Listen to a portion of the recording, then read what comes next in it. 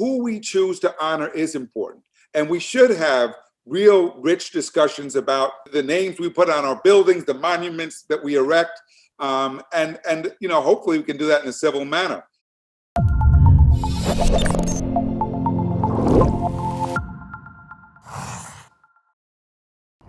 Hi, I'm Rick Hess, Director of Education Policy Studies at AEI and co-author of the new book, A Search for Common Ground, Conversations about the Toughest Questions in K-12 Education, here with my friend and co-author, Pedro Noguera, Dean of USC Rossier School of Education. In this book, we tried to make our way through some of the thorniest issues in American education while offering a sharp, honest debate that digs deep into our principal differences. Today, we're going to talk a little bit about civics education. Pedro, I'm going to go ahead and get things started just by pointing out that A, you and I both started out in this business as social studies teachers a long time ago. B, I think that we both share a frustration that history and social studies and civics education is not nearly as engaging or rich as it needs to be. And I'm just going to put on the table that one of the things that really troubles me is how little our students and Americans know about American history, about civics ed. For instance, only about a quarter of Americans can name the three branches of government. And in fact, only 1 in 3 reports to Woodrow Wilson Foundation can even pass the citizenship test. I just don't know how you run a viable democracy when too many Americans don't actually know much about how our democracy works. No, this is a huge problem. And I think the recent political troubles in the country have exposed the problems even more glaring. We don't even agree upon facts, much less our past and how our democracy is supposed to work. I think a lot of it is about the way we teach history. And I think as you and I both know, we focus a lot on facts and dates, not a lot on the complexities that really bring history to life and help our students to understand why it's important. I remember when I was a brand new teacher in Providence, my mentor teacher told me, when you teach history, your job is to get the kids from the Revolutionary War in September to the Vietnam War in June. And here's the book, I'll be in the back watching. And when I said, well, what about the Constitution? He said, don't get caught up in the Constitution because it's too complicated. And I think that speaks to a lot of what's wrong. We cover history, but we don't really engage students in understanding it. The debates that are rich and are still very much with us, they need to appreciate those so they're better prepared to engage in the kind of civil debates that you and I have had for the last several months. I love that. The Constitution's too complicated. I'm like, right, that's kind of the point. And I think that one of the places I think we get caught up in a really unhelpful left-right divide is I believe that schools ought to teach kids to appreciate America, that they have received a precious inheritance. But like every precious inheritance, it's complicated. There's lots of dark, ugly stuff in the American story. And it seems like a lot of the debate about how you teach civics is either that America's this wonderful cartoon or America's this terrible cartoon. And I'm not sure that any of that serves our kids well, serves the country well. I mean, it seems to me, I want civics which recognizes that the Constitution is complicated, that America was founded in powerful ideals that are, I think, universal and timeless, but that all of the important stuff of our history has been how we either failed to live up to those ideals or how we conquered our demons and pursued those ideals, or when people had to step up and lead in a way that really illuminated and brought those ideals to life. And so for me, I guess part of the question is, how do we talk about how we teach American history without making patriotism a bad word, but also without embracing some notion of mindless patriots, that we want people who appreciate and respect this complexity and can both love it while recognizing all its faults and all its flaws? I think those are good questions, but I think that teaching patriotism is a lot of what's gone on. We've taught American history as a series of wars, right? From the Revolutionary War to the Vietnam War. And there's so much more to that history. One of the things I've appreciated about Howard Zinn's work people's history of the United States, to say, you know what, there's more to American history than generals and presidents and war. You know, there are workers and there are women and there are Native Americans and African Americans, and understanding how slavery shaped this country is, I think, of profound importance, because we're still living with that legacy today.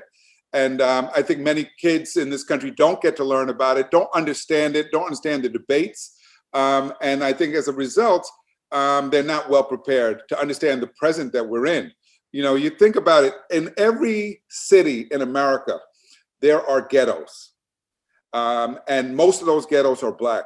That's a direct byproduct of our history. If you don't understand our history, you don't understand how that occurred, why it occurred, why that doesn't occur in a place like Canada. I often point out to people, you know, Canada has a Black population, but there are no ghettos. You can go to Windsor, Ontario, which is right across the river from Detroit, and you don't see ghettos. And with a very large Black population, many of whom are the descendants of people who escaped slavery. So I think history, if we are willing to grapple with the issues, the contradictions, actually makes it more interesting. I think debate, teaching kids how to debate is actually profoundly important so they can engage in civil debate. I think Lin-Manuel Miranda has done a great service to our whole country by bringing history to life through Hamilton, through song and through theater. Many kids have learned about the revolution through that play. And I think we need more of that, because I think we are democracy, and Jefferson said it from the beginning, democracy is based upon an educated population, and without it, we are in trouble.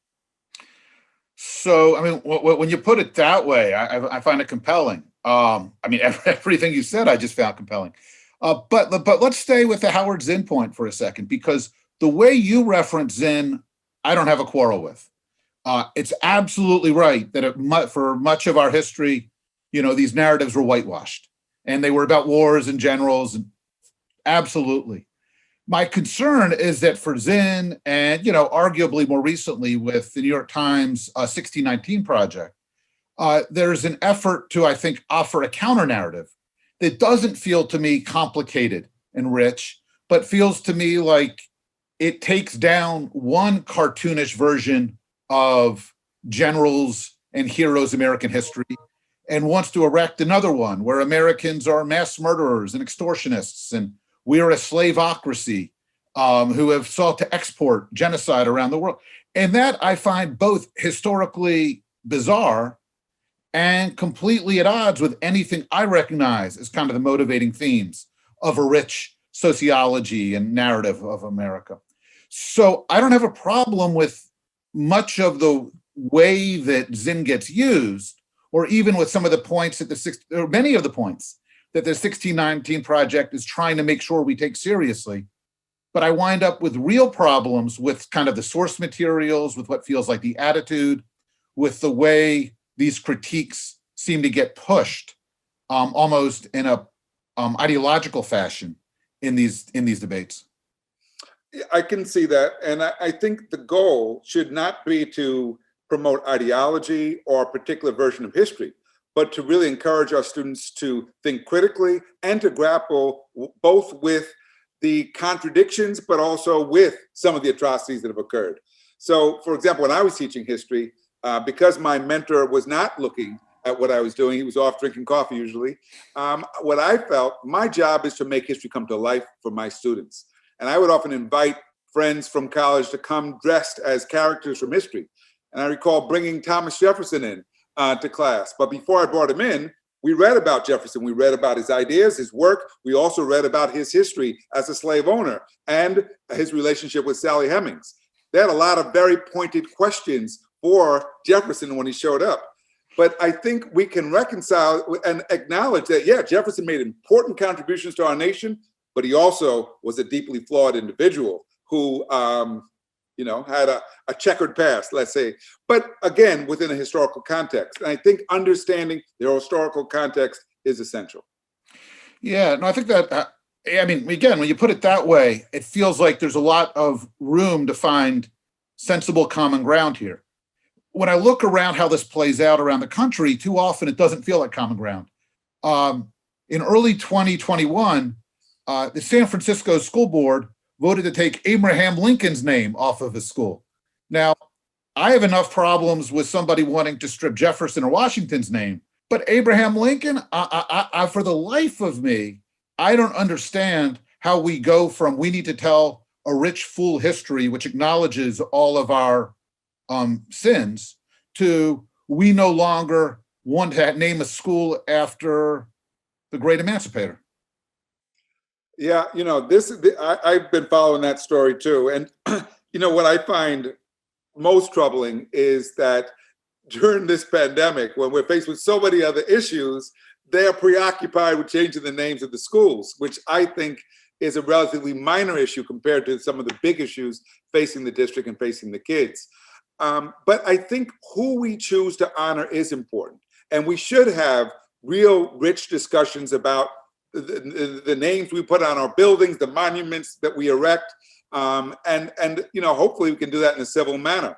But I think interrogating carefully the record before we put the name up there is important. I don't know if I'll name the institution, but I was at one of the institutions where I previously taught, they had to take the name of somebody off because after he donated a lot of money to the university, he went to prison for insider trading. So you got to be really careful about who you erect as a leader. And that's fair. I wrote during 2020, I didn't realize there's 100+ schools named after Confederate generals and officers. And, I hadn't thought about this. And I don't think ever really appreciated that these names were adopted not in the wake of the Civil War, but over a century later as part of massive resistance. So there's some cases I absolutely have endorsed reading the schools. And I think the point that you have made frequently when we've done these things about making sure that a multiplicity of voices are heard, competing views are read and experienced, absolutely.